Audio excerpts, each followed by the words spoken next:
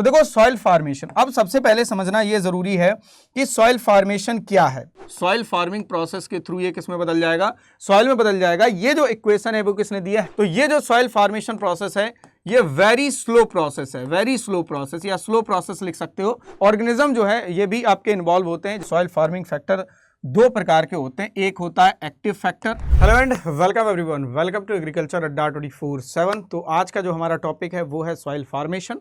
Soil formation का first part है, इसको दो पार्ट में हम कवर कराएंगे। तो आज हम इस सेशन में आपको बताने वाले हैं कि सॉइल फार्मेशन क्या होता है, किस किस के कौन कौन से फैक्टर इन्वॉल्व होते हैं सॉइल फार्मेशन में, ठीक है। वो सारे फैक्टर हम डिस्कस करेंगे और साथ ही साथ में कौन कौन सी प्रोसेस इन्वॉल्व होती है सॉइल फार्मेशन में, ठीक है। कितना टाइम लगता है सॉइल फार्मेशन में या सॉइल फार्मिंग प्रोसेस किस तरह की प्रोसेस है, तो इन सभी के बारे में डिस्कस करेंगे। बाकी पिछले लेक्चर्स आप लोगों ने सारे देखे होंगे, बेसिक ऑफ सॉइल साइंस वाला, रॉक्स एंड मिनरल्स वाला। आई होप आपको वो पसंद आए होंगे, ठीक है। तो अगर आपको ये वीडियोस अच्छे लगते हैं तो वीडियोस को लाइक ज़रूर किया करें, शेयर अपने मित्रों में ज़रूर करें इसको, जिससे कि ज़्यादा से ज़्यादा फायदा उन स्टूडेंट्स को मिल सके जो पेड बैच अफोर्ड नहीं कर सकते हैं, ठीक है। तो ये क्लास जो है वो आपकी फ्री ऑफ कॉस्ट रहती है। ये सुबह 8 बजे स्टार्ट होती है, 8 और 9 के बीच में होती है, ठीक है। तो भाई, और हाँ, जो लोग नए हैं इस चैनल पे तो चैनल को सब्सक्राइब जरूर कर दें। तो चलिए स्टार्ट करते हैं फिर आज का लेक्चर, आज का टॉपिक। तो देखो सॉइल फार्मेशन, अब सबसे पहले समझना ये जरूरी है कि सॉइल फार्मेशन क्या है। तो अगर हम इसके नाम से देखें तो सॉइल का फार्मेशन ही क्या कहलाता है, सॉइल फार्मेशन कहलाता है। तो जनरली देखो सॉइल का फार्मेशन किससे होगा, तो जो रॉक्स होती हैं, जो रॉक्स होते हैं, मिनरल्स होते हैं, देखो हम आपको बताते हैं, रॉक्स या मिनरल्स। जब रॉक्स और मिनरल्स में क्या होती है, वेदरिंग होती है। क्या होती है, वेदरिंग। क्या होगी, वेदरिंग होती है। वेदरिंग होने के बाद ये किस में बदलता है, रिगोलिथ में बदलता है। किस में बदलता है, रिगोलिथ, ठीक है। ये किस में बदलता है, रिगोलिथ में बदलता है। और रिगोलिथ जो है, रिगोलिथ से बनती है क्या, ट्रू सॉइल या सॉइल। यही जो है आपका सॉइल फार्मेशन है। क्या है, सॉइल फार्मेशन है। अब देखो जब इसमें वेदरिंग हुई और ये ट्रू सॉइल में कन्वर्ट हुआ या सॉइल में कन्वर्ट हुआ, तो इसमें कौन कौन से फैक्टर इन्वॉल्व हुए, कौन कौन से फैक्टर इसमें इन्वॉल्व थे, या कौन कौन सी प्रोसेस जो है जिनके थ्रू ये पूरी हम कहेंगे पूरी प्रोसेस जो है वो कंप्लीट हुई। तो सबसे पहले हम इसकी डेफिनेशन को लिख लेते हैं। तो डेफिनेशन अगर हम इसकी देखें तो डेफिनेशन क्या होगी, soil formation is the process of, ऐसे लिख सकते हो आप लोग, soil formation is the process of weathering, किसकी weathering, weathering of rocks and minerals, rocks and, यहां पे एस लगा लेना, रॉक्स एंड मिनरल्स। अब ये जो रॉक्स और मिनरल्स हैं इनकी वेदरिंग होगी और ये किस में बदल जाएंगे, इनटू रिगोलिथ। किस में बदल जाएंगे, रिगोलिथ, इनटू रिगोलिथ।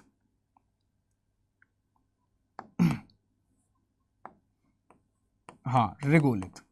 अब देखिए जो रिगोलिथ है, अब ये किसका निर्माण करेगा, ये किसका, ट्रू सॉइल का। तो सब्सिक्वेंटली रिगोलिथ इज, नेक्स्ट लिख सकते हो आप लोग, सब्सिक्वेंटली रिगोलिथ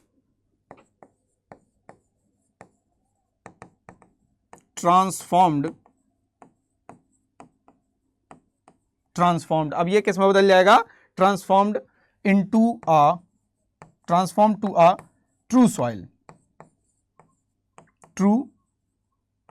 ये ट्रू सॉइल का निर्माण करता है। ये पूरी प्रोसेस जो है वो आपकी क्या कहलाएगी, सॉइल फार्मेशन कहलाएगी। तो आप यहां से आप इसको समझ सकते हो कि सॉइल फार्मेशन क्या है। तो छोटी सी बात है जो आपको इसमें याद रखनी है कि भाई पहले रॉक्स एंड मिनरल्स की वेदरिंग होती है, फिर ये रिगोलिथ में बदलता है, फिर ये ट्रू सॉइल का निर्माण करता है। ये किसका निर्माण करता है, ट्रू सॉइल का निर्माण करता है। ये बहुत ही बेसिक है जो आपको पता होना चाहिए और आपके एग्जाम में पूछा जा सकता है।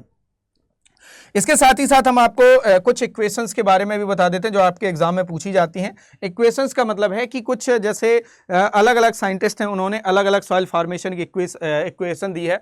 जैसे बेड रॉक क्या होता है, जनरली जो आपका पूरा चट्टान होता है, जनरली चट्टान की बात की जा रही है, चट्टान से डायरेक्ट क्या बनती है, सॉइल बनती है। क्या बनती है, सॉइल बनती है, ठीक है। अब वो सॉइल कैसे बनेगी, इसमें क्या होगी, जो सॉइल फार्मिंग प्रोसेस है वो इन्वॉल्व होंगी, soil farming process, soil farming process के थ्रू ये किसमें बदल जाएगा, सॉइल में बदल जाएगा। ये जो इक्वेशन है वो किसने दी है, हेंस जेनी ने दी है। किसने दी है, हेंस जेनी।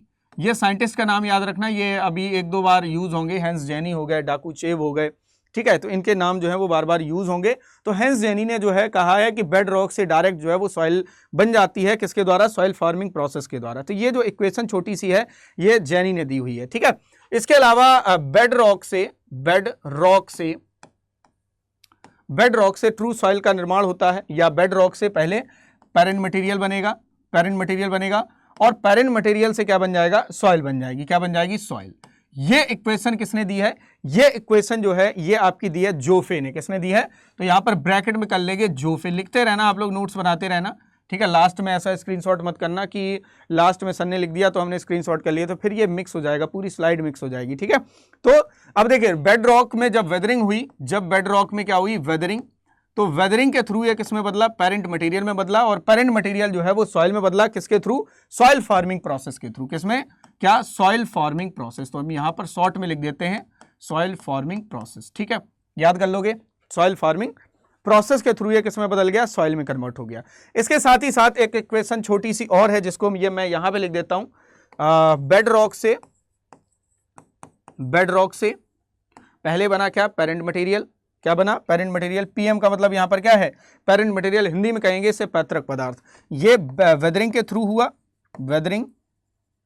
वेदरिंग के थ्रू हुआ, ठीक है। पेरेंट मटेरियल जो है वो किसका निर्माण करता है, सॉइल का निर्माण करता है, या पेरेंट मटेरियल सॉइल बनेगी, किसके थ्रू बनेगी, सॉइल जेनेसिस।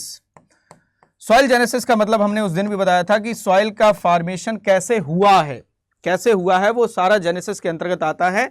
ये जो है ये किसने दिया है, तमहाने ने दिया है। किसने दिया है, तमहाने, ठीक है। तो ये साइंटिस्ट का नाम याद रखना, ये तमहाने जो है वो साइंटिस्ट का नाम याद रखना। अब देखो सॉइल फार्मेशन क्या है, ये हमने आपको बता दिया है। अलग अलग साइंटिस्ट के अनुसार जो है इक्वेशन अलग अलग सॉइल फार्मेशन की।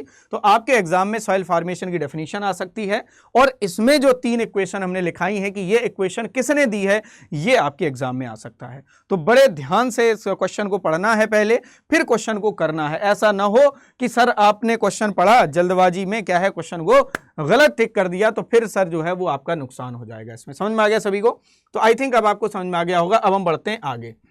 इसके बाद फैक्टर हम बाद में बताएंगे, थोड़ा सा इसके बारे में और बता देते हैं, जिससे कि आपको आसानी हो जाएगी समझने के लिए, ठीक है। थोड़ा सा और बता देते हैं, जैसे जो आपकी सॉइल फॉर्मेशन प्रोसेस है, ये कैसी प्रोसेस है, कंस्ट्रक्टिव प्रोसेस है। तो यहां पर नोट करके कुछ पॉइंट लिख सकते हो आप लोग, नोट करके 1-2 पॉइंट लिख सकते हो जो कि आपके एग्जाम में पूछे जा सकते हैं। तो soil formation is constructive process. कैसी है, कंस्ट्रक्टिव प्रोसेस है। कंस्ट्रक्टिव प्रोसेस का मतलब क्या है, भाई इसमें कंस्ट्रक्शन हो रहा है, इसमें सॉइल बन रही है। अच्छा, एक चीज और पूछी जाती है कि क्या सॉइल फॉर्मेशन फास्ट प्रोसेस है, बहुत तेजी से सॉइल का फॉर्मेशन होता है? नहीं। तो ये जो सॉइल फॉर्मेशन प्रोसेस है ये वेरी स्लो प्रोसेस है, वेरी स्लो प्रोसेस, या स्लो प्रोसेस लिख सकते हो। लगभग 1 इंच सॉइल फॉर्मेशन में 800 से 1000 साल लगते हैं। कैन यू इमेजिन कि 800 से 1 साल जो है लग रहे हैं 1 इंच मृदा बनने में, तो इतनी है, ठीक है। और क्या है, slow and continuous process, slow and continuous process, मतलब लगातार चलने वाली क्रिया है। ऐसा नहीं है कि एक समय के बाद जो है वो सॉइल फॉर्मेशन जो है वो बंद हो जाता है। सॉइल फॉर्मेशन जो है एक रिजल्ट है किसका, बायोकेमिकल प्रोसेस का। तो result of biochemical process, biochemical process का मतलब क्या है कि इसमें बायो का मतलब है बायो एजेंट भी शामिल होंगे, और इसमें केमिकल आयंस भी शामिल होंगे। इसमें क्या भी शामिल होंगे, केमिकल आयंस। तो बायो एजेंट भी शामिल होता है, केमिकल भी शामिल होते हैं। मतलब कि जब सॉइल का फॉर्मेशन होता है तो उसमें जो बायो एजेंट होंगे, माइक्रोब्स होंगे, ये भी शामिल होंगे, और डिफरेंट जो है वो केमिकल भी शामिल होंगे। Is that clear? हाँ। अब जो सॉइल फॉर्मेशन है इसमें 2 क्लियर प्रोसेस होती है। क्या होती है? 2 क्लियर प्रोसेस हैं। 2 क्लियर प्रोसेस कौन कौन सी हैं? 2 क्लियर प्रोसेस कौन कौन सी हैं? जिसमें पहले में क्या हो रहा था, वेदरिंग हो रही। तो weathering of rocks and minerals, weathering of rocks and minerals, ऐसा ही तो हो रहा था, रॉक्स एंड मिनरल्स। पहले में क्या हो रही थी, वेदरिंग हो रही थी रॉक्स और मिनरल्स की। यस और नो, यही है, ठीक है। यानी कि ये क्या है, डिस्ट्रक्टिव प्रोसेस है। पहली जो है वो आपकी डिस्ट्रक्टिव प्रोसेस होती है, क्योंकि जब वेदरिंग होगी तो डिस्ट्रक्शन होगा कि नहीं, है ना, डिस्ट्रक्टिव प्रोसेस। तो फर्स्ट स्टेप जो है वो आपका डिस्ट्रक्टिव है सॉइल फॉर्मेशन का।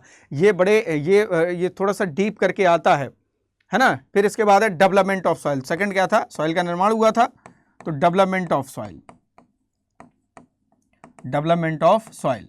तो ये आपकी क्या है, कंस्ट्रक्टिव प्रोसेस। तो ओवरऑल हम कहेंगे constructive process, constructive process. Is that clear? समझ में आ रही बात? तो ये छोटी सी बात जो है आप याद रखेंगे, ठीक है। क्या ये ना आपके दिमाग में तो नहीं आता, गुरुजी छोटी छोटी बात करके जो है इतना ज़्यादा लिखा देते हैं, इतना ज़्यादा इसमें बता देते हैं कि सर याद ही नहीं होता है ना। तो ऐसा बिल्कुल नहीं है बॉस। तो इसमें ये जो छोटे छोटे पॉइंट हमने लिखे हुए हैं, कंस्ट्रक्टिव प्रोसेस है। इसके साथ ही साथ जो है आपकी स्लो प्रोसेस एंड कंटिन्यूअस है, रिजल्ट ऑफ बायोकेमिकल प्रोसेस है। दो क्लियर प्रोसेस इसमें इन्वॉल्व होती हैं। पहले में क्या होता है, वेदरिंग होती है रॉक्स एंड मिनरल की, जो कि आपकी डिस्ट्रक्टिव प्रोसेस है। दूसरे में क्या होता है, सॉइल का निर्माण होता है, यानी सॉइल का विकास होता है, जो कि आपका किसकी कैटेगरी में आएगा, कंस्ट्रक्टिव प्रोसेस की कैटेगरी में आएगा। अब देखो, पूरी सॉइल फॉर्मेशन में कुछ फैक्टर जो है इन्वॉल्व होते हैं, कुछ फैक्टर इसमें शामिल होते हैं। वो कौन कौन से फैक्टर शामिल होते हैं वो हम आपको एक एक बताते हैं, ठीक है। तो फैक्टर्स अफेक्टिंग सॉइल फॉर्मेशन या सॉइल फॉर्मिंग फैक्टर्स आप हेडिंग डाल सकते हो। तो अकॉर्डिंग टू वीवी डाकुचेव, इनका नाम सुना होगा आप लोगों ने, इनका नाम सुना होगा, सुना है कि नहीं? वीवी डाकुचेव का नाम सुना है।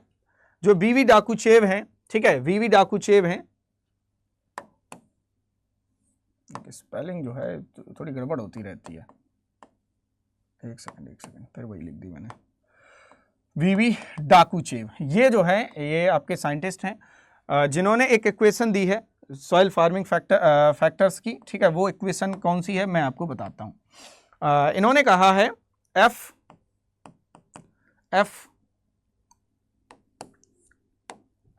S is equal to F, ऐसे है,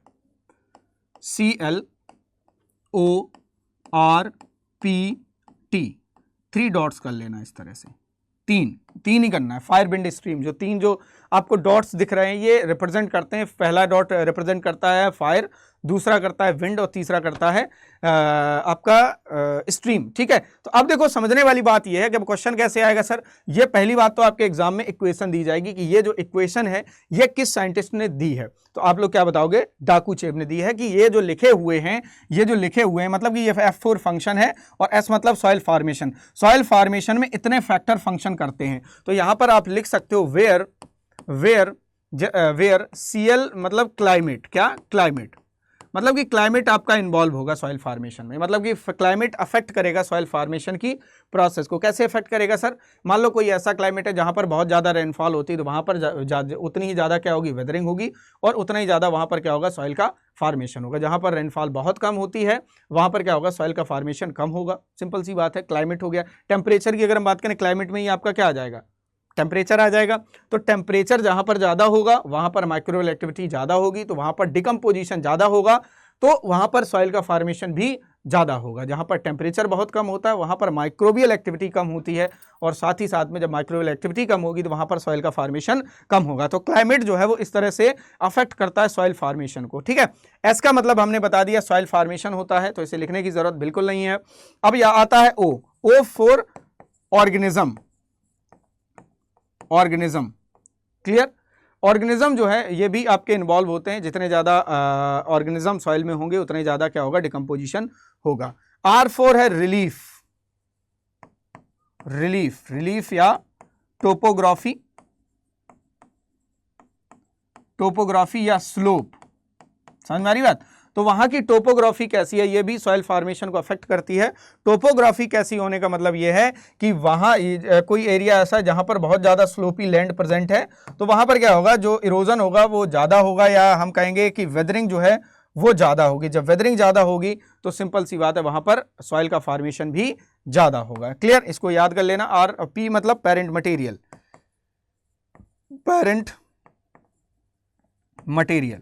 अब पेरेंट मटेरियल का मतलब क्या है? अब भाई पेरेंट, देखो हमने कुछ मिनरल्स आपको पिछले लेक्चर्स में वो लिखाए थे जिनमें वेदरिंग इजीली हो जाती है। कुछ मिनरल हमने ऐसे लिखाए थे जिनमें वेदरिंग जो है वो इजीली नहीं होती। तो आप खुद सोचो कि जहाँ पर क्वार्ट्ज पाया जाएगा उससे जो सॉइल बनेगी वो लेट बनेगी, क्योंकि उसमें वेदरिंग ही नहीं होती, उसमें वेदरिंग बहुत लेट होती है। सिंपल सी बात है। तो हम ये कह सकते हैं कि पेरेंट मटेरियल पे भी डिपेंड करेगा, ये भी आपका जो सॉइल फॉर्मेशन है वो अफेक्ट करेगा।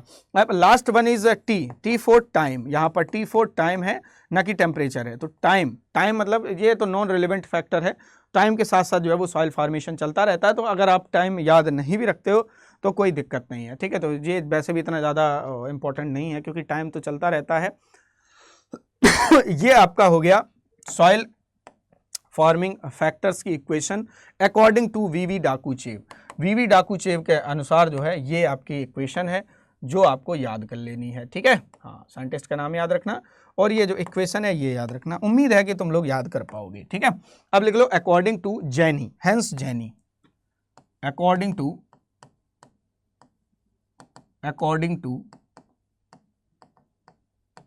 हेंस जैनी,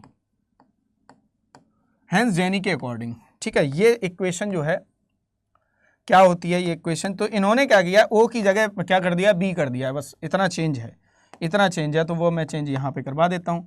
तो S is equal to F मतलब फंक्शन, ठीक है। तो Cl रहेगा, O की जगह क्या रहेगा, B रहेगा, R रहेगा, P रहेगा और T रहेगा, 3 डॉट्स रहेंगे, ठीक है। 3 डॉट्स का मतलब हम ऑलरेडी डिस्कस कर चुके हैं, फायर बेंड स्ट्रीम, ये आप सीक्वेंस वाइज इसको याद कर लोगे, ठीक है। तो बाकी सब सिमिलर रहेगा, बस यहाँ पर B लिख लेना, वेयर B फॉर बायोस्फीयर, क्या, बायोस्फीयर, करेक्ट, बायोस्फीयर याद कर लोगे।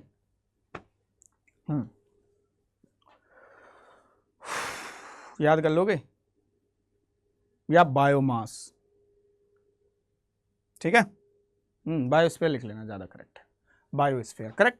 तो ये याद कर लेना। बाकी ये Cl फॉर क्लाइमेट रहेगा, R फॉर रिलीफ रहेगा, P for parent material, T for time, और पहले डॉट का फायर, दूसरे डॉट का विंड और तीसरे डॉट का मतलब स्ट्रीम, ठीक है। तो ये आपके सॉइल फार्मिंग फैक्टर हैं according to VV डाकूचेव and hence जैनी। अब मोस्ट इंपॉर्टेंट आते हैं जोफे। अब जोफे ने थोड़ा सा कमाल किया है अलग तरीके से। अब वो कमाल क्या है वो मैं आपको बताता हूं, ठीक है। अकॉर्डिंग टू जोफे, अब लिख लो according to जोफे, according two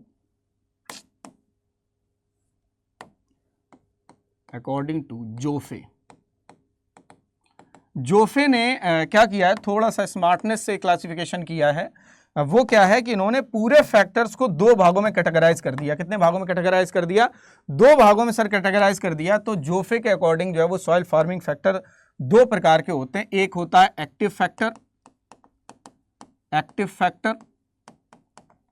factors, और दूसरे होते हैं पैसिव फैक्टर। क्या होते हैं, पैसिव फैक्टर्स। इनको ध्यान से सुनना है आप लोगों को, ठीक है। ये आपके एग्जाम में पूछे भी जाते हैं। अभी देखो UKSSC AA का एग्जाम हुआ था, उसमें भी एक्टिव पैसिव फैक्टर जो है वो पूछे गए थे। तो देखो एक्टिव फैक्टर वो फैक्टर होते हैं जो सॉइल फार्मिंग मास में वर्क करते हैं या सॉइल फार्मेशन में जो वर्क करते हैं।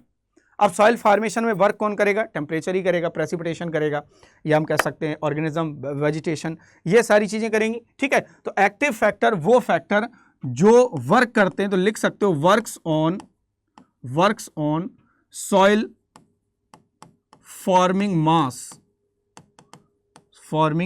मास, जो सॉइल बनाने में मदद करते हैं वो आपके क्या कहलाते हैं, एक्टिव फैक्टर कहलाते हैं। क्या कहलाते हैं, एक्टिव फैक्टर कहलाते हैं। तो इसमें आपके जो एग्जाम्पल आएंगे वो कौन कौन से आएंगे, तो पहला आएगा आपका क्लाइमेट। क्या आएगा, क्लाइमेट। तो क्लाइमेट में 2 चीजें नोट कर लेना, प्रेसिपिटेशन या रेन। पहला प्रेसिपिटेशन या रेन, ठीक है, ये आएगा। और दूसरा जो है क्लाइमेट में क्या आएगा, टेम्परेचर। बिल्कुल सही बात है, टेम्परेचर, ठीक है। और दूसरा जो इसमें दूसरा जो फैक्टर क्लाइमेट के अलावा जो दूसरा आएगा वो आपका आएगा बायोस्फीयर। क्या आएगा, बायोस्फीयर या बायोमास, ठीक है। दूसरा ये लिख लेना। इसमें आपका 2 चीजें आएंगी, इसमें आएंगी आपका वेजिटेशन एंड ऑर्गेनिज्म। ये ऐसे ही पूछा जाएगा। कैसे पूछा जाएगा कि बताओ ऑर्गेनिज्म जो है वो सॉइल फार्मेशन का एक्टिव फैक्टर है या पैसिव है। तो ऑर्गेनिज्म तो है, वर्क करते हैं सॉइल फार्मेशन में, वेजिटेशन वर्क करती है। जितनी ज़्यादा वेजिटेशन होगी उतना ही ज़्यादा मतलब ऑर्गेनिक मैटर है उसमें, उतना ही ज़्यादा उसमें डिकम्पोजिशन होगा और उतना ही ज़्यादा क्या होगा, सॉइल का फार्मेशन होगा। सीधी सीधी बात है। और प्रेसिपिटेशन अगर हमको बात करें कि वर्षा, अब वर्षा कैसे रोल प्ले करेगी, तो एक्टिवली करेगी ना, जितनी ज्यादा वर्षा होगी उतने ज्यादा सॉइल का फॉर्मेशन होगा। अब हम बात करते हैं यहाँ पर पैसिव फैक्टर की, किसकी, पैसिव फैक्टर। अब वो पैसिव फैक्टर कौन से हैं? पैसिव फैक्टर वो फैक्टर होते हैं जो सॉइल का सोर्स होते हैं, जो सॉइल का सोर्स होते हैं। तो लिख सकते हो soil, source of soil formation, वो factor source of soil formation, जो सॉइल फॉर्मेशन का स्रोत होते हैं, मतलब कि जिनसे सॉइल का फॉर्मेशन होता है। जैसे अगर हम एग्जाम्पल के लिए आपसे कहें तो अगर हम कह दें कि पेरेंट मटेरियल, अब बताओ पेरेंट मटेरियल जो है एक्टिव फैक्टर है कि पैसिव, तो ये जनरली क्या है, सॉइल का स्रोत है। तो पेरेंट मटेरियल जो है वो आपका पैसिव फैक्टर है, ठीक है, पैसिव फैक्टर है। और दूसरा पेरेंट मटेरियल के अलावा लिख लेना रिलीफ, रिलीफ या टोपोग्राफी, टोपोग्राफी, या इसको हम लोग क्या कहेंगे, स्लोप, करेक्ट, या हम इसको क्या कहेंगे, slope. Third one is time. Time जो है जो आपके जोफे हैं इनके अनुसार क्या होता है, पैसिव फैक्टर होता है। देखा जाए तो ये कैसा है, नॉन रेलिवेंट फैक्टर, इसका कोई किसी से कोई रिलेशन नहीं है, नॉन रेलिवेंट फैक्टर, करेक्ट। ये याद कर लेना आप लोग, ये याद कर लेना। तो देखो अब इसमें याद रखने वाली बात कौन कौन सी है, तो इसमें एक्टिव फैक्टर्स कौन से होते हैं, पैसिव फैक्टर कौन से होते हैं, तो दोनों ही बातें जो है ये आप याद कर सकते हो, ठीक है। क्लियर, इसको याद कर लेना, इसको याद कर लेना और इसको याद कर लेना, ठीक है। अगर आपको कोई दिक्कत है, ये चीज़ समझ में नहीं आई है, तो आप लोग कमेंट बॉक्स में हमें बता देना कि गुरुजी ये बात जो है हमें समझ में नहीं आई है, ठीक है। और कमेंट करके ज़रूर बताया करो कि आपको टॉपिक कौन सा पढ़ना है और जो टॉपिक हमने पढ़ाया है वो आपको कहाँ तक समझ में आया है, कितना आपके लिए हेल्पफुल रहा। सिंपल सी बात है, अगर आप ये हमें नहीं बताओगे, रिस्पॉन्स नहीं करोगे, हमें रिस्पॉन्ड नहीं करोगे, तो हम कैसे समझ पाएंगे कि आपको समझ में आया है या नहीं आया है। तो जोफे के अनुसार जो है ये फैक्टर्स हैं, ठीक है, हमने आपको अच्छे से समझा दिए हैं। उम्मीद है कि ये आपको समझ में आए होंगे, ठीक है। चलिए आगे बढ़ते हैं, आगे बढ़ते हैं। अब हम बात करते हैं स्टेजेस ऑफ सॉइल फॉर्मेशन की। सॉइल फॉर्मेशन की स्टेजेस क्या है, तो छोटी सी हेडिंग डाल लो, स्टेजेस ऑफ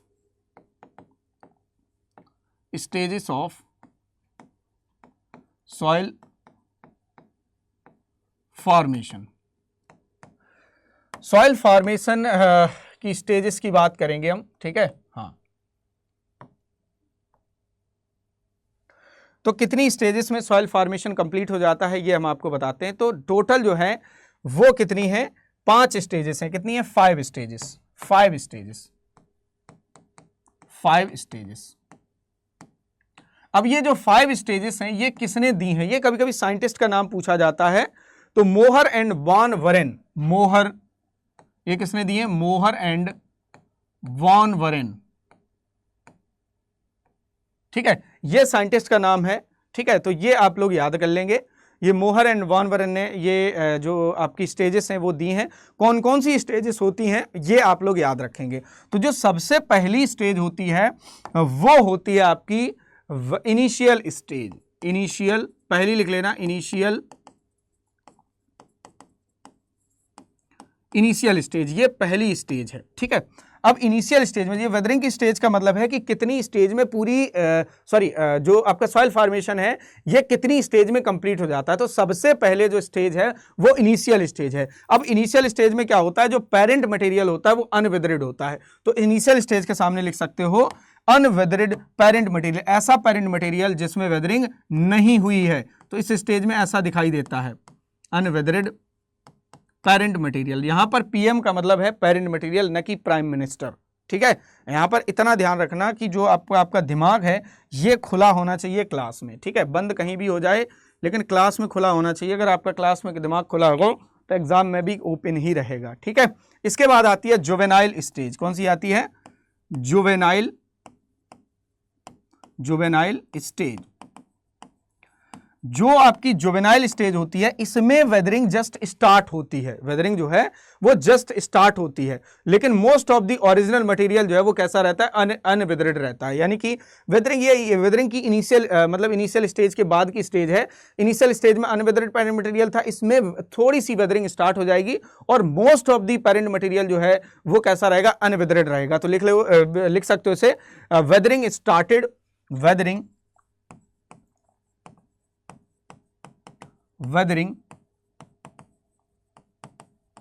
weathering started, ठीक है, and but most of the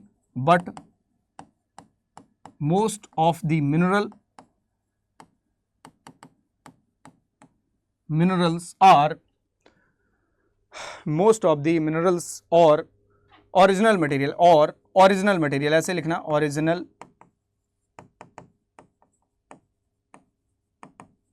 material are unweathered, correct, unweathered. समझ में आ गया? मोस्ट ऑफ द मटेरियल कैसा रहता है इसमें? अनवेदर्ड रहता है। ये छोटी सी बात जो है आप लोग याद कर लेंगे, है ना। यहां पे ऐसे लिखते हैं इसको, और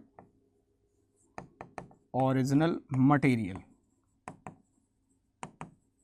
आर अनवेदर्ड, ठीक है, करेक्ट। चलिए अब आपको समझ में आ गया होगा, यहां तक बात समझ में आ गई होगी। अब जो थर्ड स्टेज आती है, थर्ड स्टेज आपकी आती है कौन सी? जुवेनाइल स्टेज के बाद आती है सेनाइल स्टेज, सॉरी वेराइल स्टेज। कौन सी आती है? वेराइल स्टेज, ये थर्ड स्टेज है। इस स्टेज में क्या होगा, ध्यान से सुनना। इस स्टेज में क्या होता है, जो मिनरल्स हैं उनकी इजिली वेदरिंग हो जाती है, वो इजिली डिकम्पोज हो जाते हैं, क्लियर, वो डिकम्पोज हो जाते हैं। जो क्ले कंटेंट है वो हम कह सकते हैं इंक्रीज हो जाता है, और जो आपके अनवेदर्ड हम कह सकते हैं रेसिस्टेंट मिनरल हैं, वेदरिंग के प्रति रेसिस्टेंट मिनरल हैं, वही सिर्फ बचते हैं। तो आप लिख सकते हो easily weatherable minerals are easily weatherable minerals are decomposed. जो आपके इजिली वेदरेबल मिनरल्स होते हैं वो इजिली क्या हो जाते हैं, डिकम्पोज हो जाते हैं, comma slow weatherable minerals are still slow वेदरेबल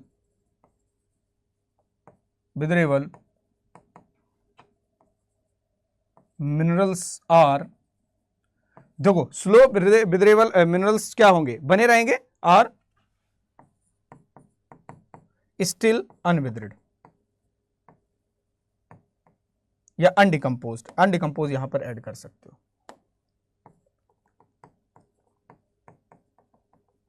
decomposed, correct. ये याद रखेंगे। अब चौथी स्टेज जो आती है इसमें, चौथी स्टेज आती है सेनाइल स्टेज। क्या आती है? सेनाइल स्टेज, ठीक है, सेनाइल स्टेज,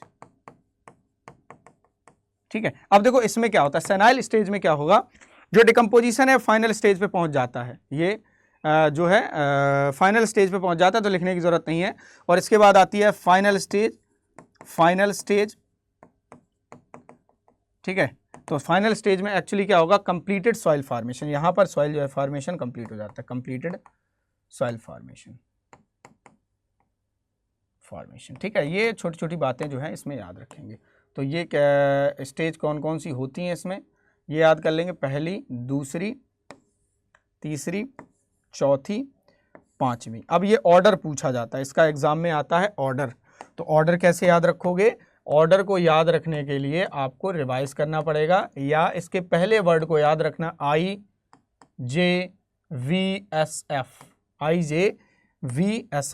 ठीक है। तो ये जो है छोटे से फॉर्म में आपको याद रखना है कि क्या है, जिससे कि आप एग्जाम में क्वेश्चंस को आसानी से कर पाओ। अगर एग्जाम में क्वेश्चंस को आसानी से कर पाओगे तब जो है सिलेक्शन के चांसेस आपके ज़्यादा होंगे, अदरवाइज सिलेक्शन के चांसेस जो हैं वो आपके कम हो जाते हैं। समझ में आ रही है बात मैं क्या कह रहा हूँ? हाँ, क्लियर है। चलिए, तो ये जो स्टेजेस हैं ये किसने दी हैं ये याद रखेंगे, कितनी स्टेजेस होती हैं ये बात याद रखेंगे। अब देखो जो है सॉइल का फॉर्मेशन हो गया है, तो अब देखो आपसे सवाल पूछा जा सकता है कि सर ओल्ड सॉइल और न्यू सॉइल में क्या डिफरेंस है ना। तो छोटी सी हेडिंग डाल लो, classification of soil,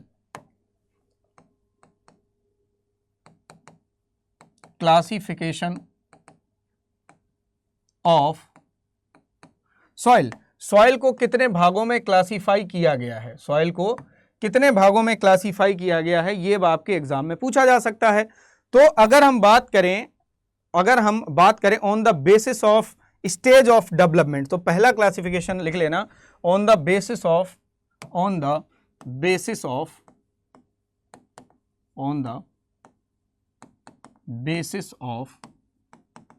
stage of development stage के अनुसार ये जो है सॉइल दो प्रकार की होती है। कितने प्रकार की होती है सर? दो प्रकार की होती है। एक होती है मैच्योर सॉइल, एक क्या होती है? मैच्योर सॉइल, और एक आपकी क्या होती है? इमैच्योर सॉइल होती है। क्या होती है? Immature soil.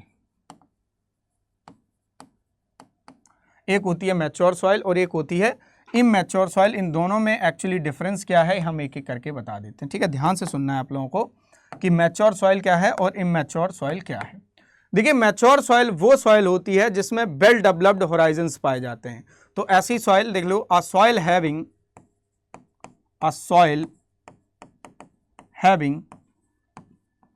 वेल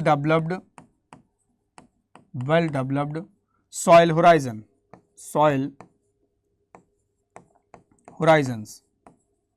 अब वेल डेवलप्ड सॉइल होराइजन। तो ऐसी सॉइल जिसमें वेल डेवलप्ड सॉइल होराइजन पाए जाते हैं वो आपके क्या कहलाते हैं?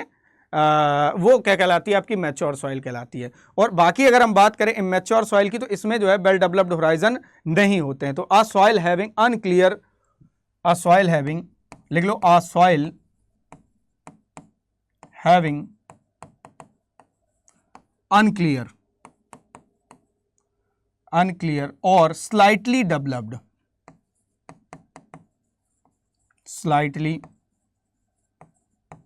Soil Horizons. जो सॉइल होराइजन्स हैं वो जनरली प्रोफाइल की लेयर कहलाती है, स्ट्रेटम जो है वो होराइजन्स कहलाते हैं। तो किसी अगर कोई डेवलप्ड सॉइल होगी तो उसमें पांचों मास्टर होराइजन पाए जाएंगे। कितने? 5 मास्टर होराइजन होते हैं। कौन से? ओ होता है, ए होता है, ई होता है, बी होता है और सी, ये आपके होराइजन होते हैं। जो कोई सॉइल जो आपकी वेल डेवलप्ड सॉइल होगी तो उसमें ये पांचों मास्टर होराइजन पाए जाएंगे। और या डेवलप्ड सॉइल या ऐसे मैच्योर सॉइल कहेंगे, मैच्योर सॉइल में इसमें ये पांचों होंगे, इमैच्योर सॉइल में ये वेल डेवलप्ड नहीं होंगे। क्लियर? इसके बाद इसमें एक पॉइंट और ऐड कर सकते हो, जो आपकी मैच्योर सॉइल होती है इसमें क्ले कंटेंट डेप्थ के साथ इंक्रीज होता है। जैसे जैसे हम नीचे बढ़ते जाएंगे सॉइल के, वैसे वैसे इसमें क्ले कंटेंट जो है वो बढ़ता जाता है। तो आप लिख सकते हो clay content increases with depth, clay content increases with depth के साथ साथ जो है इसमें क्ले कंटेंट बढ़ता जाता है, इसमें घटता जाता है ना? क्ले कंटेंट लिख लो, clay content decreases with depth. Correct? इसमें क्या होता है? डिक्रीज होता है, धीरे धीरे घटता जाता है। तो ये जो है आपका मैच्योर सॉइल और इमैच्योर सॉइल में डिफरेंस हो गया। ये जो क्लासिफिकेशन था, ये क्लासिफिकेशन था on the basis of development stage of development. ठीक है? तो ये जो क्लासिफिकेशन था वो इस बेस पे था। ठीक है? तो इसके बेस पे दो प्रकार की सॉइल होती है, मैच्योर सॉइल और इमैच्योर सॉइल। तो आई थिंक अब आपको समझ में आ गया होगा कि मैच्योर सॉइल और इमैच्योर सॉइल में डिफरेंस क्या है। इसके बाद अगला जो क्लासिफिकेशन है वो है आपका on the basis of effect of soil forming factors. लिख लो, दूसरा क्लासिफिकेशन लिख लो, on the basis of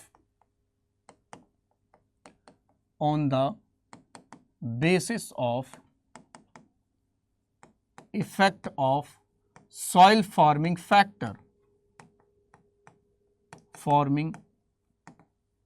factors.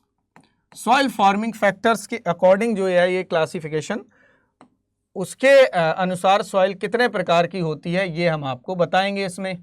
ठीक है? और हमारा काम ही यही है बताना, और आपका काम है धीरे से सर भूल जाना, क्योंकि हम तो कह दो गुरुजी हम तो भगवान के भरोसे छोड़े हैं अपनी पढ़ाई को, तो हमें कोई मतलब नहीं है। हमें सिर्फ इतना मतलब है कि एग्ज़ाम निकल जाएगा तो ठीक है, नहीं निकलेगा तो जो है भगवान को तुम कोसेंगे ही बैठ के। ठीक है? भरोसे भी उन्हीं के हैं, कोसेंगे भी उन्हीं को, है ना? ऐसा ही है। चलिए, तो इसके अनुसार जो है सॉइल दो प्रकार की होती है। कितने प्रकार की होती है सर? दो प्रकार की। उम्मीद है कि तुम लोगों ने ये पहले पढ़ा होगा तो रिवीजन हो रहा होगा, नहीं पढ़ा है तो आप लोग कुछ ना कुछ तो सीख रहे होगे। देखो दो प्रकार की होती है, एक्टो डायनोमॉर्फिक सॉइल डायनोमॉर्फिक सॉइल, एक होती है एक्टोडायनोमॉर्फिक सॉइल और दूसरी होती है इंडोडायनोमॉर्फिक सॉइल, इंडोडायनोमॉर्फिक सॉइल। अब देखो इन दोनों सॉइल में डिफरेंस क्या है, इन दोनों सॉइल में जो है डिफरेंस क्या है, ये ध्यान से सुनेंगे आप लोग तभी बॉस कर पाओगे, अदरवाइज अगर ध्यान से नहीं सुना तो भैया गारंटी हमारी नहीं है। गारंटी हमारी तब तक है जब तक कि आप मेरी बातों को ध्यान से सुनते हो और नोट्स बनाते रहते हो, ठीक है। गारंटी हमारी वहीं तक है, इसके बाद हमारी गारंटी नहीं है, ठीक है। तो देखो एक्टोडायनोमॉर्फिक सॉइल का मतलब क्या होता है, ऐसी सॉइल जिसकी प्रॉपर्टी एक्सटर्नल फैक्टर की वजह से डेवलप हुई हो, यानी कि ऐसे कह सकते हो कि ऐसी सॉइल जिसकी प्रॉपर्टी एक्सटर्नल फैक्टर मतलब effect of climate and vegetation है ना, और या नॉर्मल प्रोफाइल जिसमें पाई जाती हो, वो सॉइल आपकी क्या कहलाती, एक्टोडायनोमॉर्फिक। तो जिनकी सॉइल की प्रॉपर्टी वेजिटेशन से या क्लाइमेट के इफेक्ट से डेवलप हुई है वो सॉइल एक्टोडायनोमॉर्फिक कहलाती है। For example salt affected soil, salt affected soil generally आपके ऐसे क्लाइमेट में डेवलप होती है जहां पर रेनफॉल बहुत कम होती है और टेम्परेचर वहां का ज्यादा होता है, तो सॉइल कैसी हो जाती है, सैलाइन या अल्कली हो जाती है, सिंपल सी बात है। तो ये ऐसी एक्टोडायनोमॉर्फिक। अगर कोई सॉइल, अगर किसी सॉइल की प्रॉपर्टी उसका पेरेंट मटेरियल डिसाइड करता है या पेरेंट मटेरियल से बनी है या पेरेंट मटेरियल जैसा है वैसी सॉइल बनी है, तो वो जो सॉइल बनी है वो क्या कहलाएगी, आपकी इंडोडायनोमॉर्फिक कहलाएगी। तो यहां पर एक्टोडायनोमॉर्फिक में आप एक पॉइंट ऐड कर सकते हो, when soil properties are developed, when soil properties are developed under the effect of climate, under the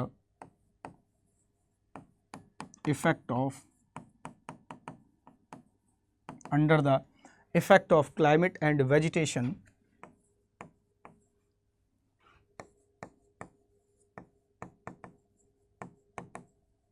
under the effect of vegetation and normal soil profile, and जिसमें नॉर्मल सॉइल प्रोफाइल पाया जाता है ना, normal soil profile is developed is called ectodynamorphic soil. अब समझ में आ गया होगा आपको।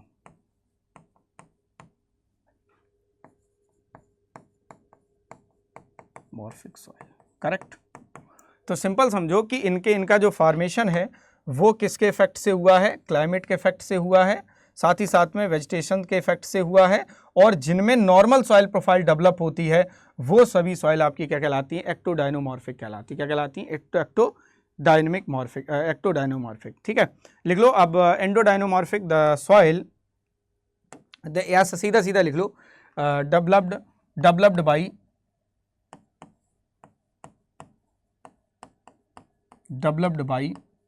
बाई किससे पेरेंट मटेरियल, जिसकी प्रॉपर्टी किसके, पेरेंट मटेरियल से, parent material.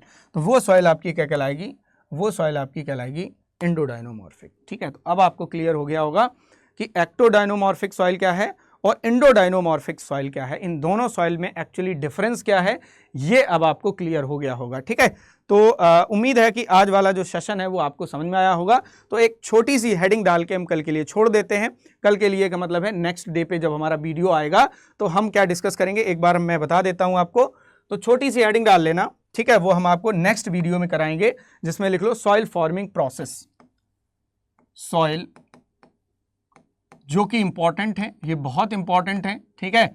Soil forming process, ये पूरा जो चैप्टर है आपका ये बहुत ही इंपॉर्टेंट है आपके एग्जाम के लिए। तो सॉइल फॉर्मिंग प्रोसेस हम करवाने वाले हैं अकॉर्डिंग टू सिमोनसन, अकॉर्डिंग टू, ये हम कराएंगे अकॉर्डिंग टू सिमोनसन, ठीक है।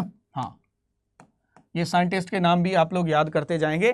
तो अकॉर्डिंग टू सिमोनसन के अनुसार जो है, सिमोनसन के अनुसार जो है वो दो तरह की सॉइल प्रोसेस होती है, फंडामेंटल पैथोजेनिक प्रोसेस और स्पेशल पैथोजेनिक प्रोसेस। तो कल हम आपको डिस्कस करेंगे फंडामेंटल पैथोजेनिक प्रोसेस क्या है, स्पेशल पैथोजेनिक प्रोसेस क्या है, ठीक है। इनके अंदर जो भी डिफरेंट प्रोसेस आती है वो सबको एक एक करके हम लोग डिस्कस करने वाले हैं, ठीक है। तो चलिए इस वीडियो को यहीं पर ख़त्म किया जाता है। अगर आपको ये वीडियो अच्छा लगा हो तो इसको लाइक ज़रूर करें, शेयर ज़रूर करें और कमेंट करके ज़रूर बताएं कि ये आपको क्लास कैसी लगी। बाकी ये है आपका एग्रीकल्चर महापैक, ठीक है, जिसमें आपको एग्रीकल्चर के सारे कोर्सेस मिलेंगे। तो अगर आप हमारे साथ पेड बैच में जुड़ना चाहते हो तो एग्रीकल्चर महापैक को परचेस कर सकते हो, जिसमें आपको एग्रीकल्चर के सारे कोर्सेस मिलेंगे नेट, जेआरएफ और सीयूईटी के एग्जाम को छोड़ के। बाकी जितने भी कॉम्पिटिटिव एग्जाम होते हैं वो उसी एग्रीकल्चर महापैक में मिलने वाले हैं। ये आपको अफोर्डेबल प्राइस में मिल जाएगा, लगभग 6,000 से 7,000 के बीच में ये मिल जाएगा। बाकी ये है एग्रोनॉमी का बैच जो कि आपका स्टार्ट हो रहा है 12 अगस्त से, जिसकी क्लासेस सुबह 10 बजे से शाम 8 बजे के बीच में रहेंगी, कभी भी रह सकती हैं, वो हम आपको अपडेट कर देंगे, ठीक है। इन दोनों बैच को परचेस करने के लिए या किसी भी एग्रीकल्चर एग्जाम या बैच को परचेस करने के लिए Y826 डिस्काउंट कोड का आप यूज कर सकते हैं। इसमें क्या है, मेरी मेंटोरशिप आपको और साथ ही साथ में आपको एक्स्ट्रा डिस्काउंट जो चल रहा होगा वो आपको मिल जाएगा, ठीक है। तो यानी कि कम प्राइस में आपको बैच मिल जाएगा। तो जिन लोगों को भी इनरोल करना है वो इनरोल कर सकते हैं। और हाँ, ये वीडियो आपको रेगुलर देखना है, ठीक है, नोट्स जरूर बनाना है। अगर आपको कोई टॉपिक चाहिए कि सर हमें ये टॉपिक समझा दो, तो वो टॉपिक जो है कमेंट में आप लिखिए और कमेंट में इस क्लास का फीडबैक जरूर लिखना है। बाकी ऑल द बेस्ट सभी को, देखते रहिए, ठीक है, एग्रीकल्चर अड्डा 24/7 पे ये वीडियोस। और हाँ, मिलते हैं हम आपको नेक्स्ट वीडियो में, इसके नेक्स्ट पार्ट में। Thank you.